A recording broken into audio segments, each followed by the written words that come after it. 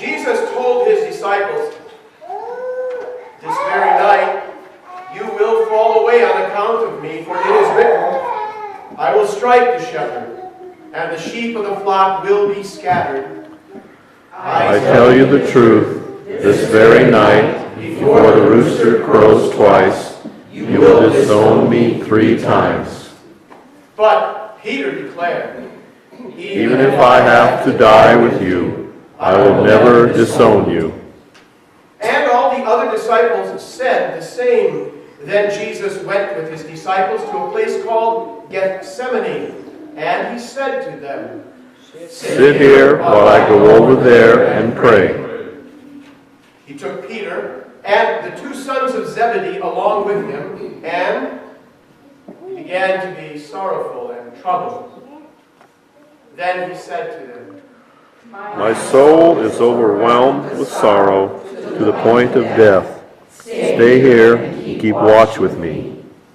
Going a little farther, he fell with his face to the ground and prayed, My Father, if it is possible, may this cup be taken from me, yet not as I will, but as you will. An angel from heaven appeared to him and strengthened him. And being in anguish, he prayed more earnestly, and his sweat was like drops of blood falling to the ground. Then he returned to his disciples and found them sleeping. He asked Peter, Could you not keep watch with me for 1 hour? Watch and pray so that you will not fall into temptation. The spirit is willing, but the body is weak. He went away a second time and prayed, My Father, if it is not possible for this cup to be taken away unless I drink it, may your will be done. When he came back, he found them sleeping, because their eyes were heavy. So he left them and went away once more and prayed the 3rd time, saying the same thing. Then he returned to the disciples and said to them, Are you still sleeping and resting? Look, the hour is near, and the Son of Man is betrayed into the hands of sinners. Rise, let us go. Here comes my betrayer. Now Judas, who betrayed him, knew the place because Jesus had often met there with his disciples. While he was still speaking, Judas, one of the 12, arrived.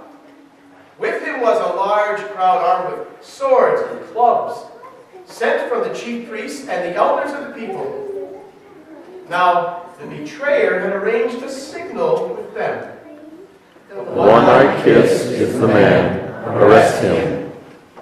Going at once to Jesus, Judas said, Greetings, Rabbi, and kissed him. Jesus replied, Judas, are you betraying the Son of Man with a kiss? Friend, do what you came for. When Jesus' followers saw that was going to happen, they said, Lord, should we strike with our swords? And Peter struck the servant of the high priest, cutting off his right ear. The servant's name was Malchus. But Jesus answered, No more of this. And he touched the man's ear and healed him. Jesus said, Put your sword back in its place, for all who draw the sword will die by the sword. Do you think I cannot call on my Father? And he will at once put at my disposal more than 12 legions of angels. But how then would the scriptures be fulfilled that say, It must happen in this way? Jesus, knowing all that was going to happen to him, went out and asked them, Who is it you want? Jesus of Nazareth.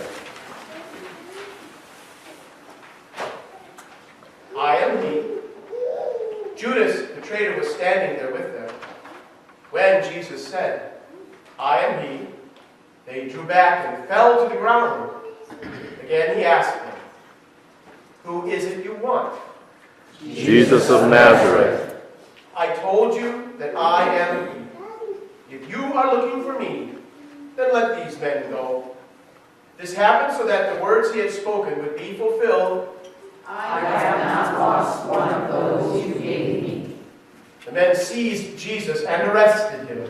Jesus said, "Am I leading a rebellion that you have come out with swords and clubs to capture me? Every day I was with you, teaching in the temple courts, and you did not arrest me. But the scriptures must be fulfilled." Then all the disciples deserted him and fled. A young man, wearing nothing but a linen garment, was following Jesus. When they seized him, he fled naked, leaving his garment behind.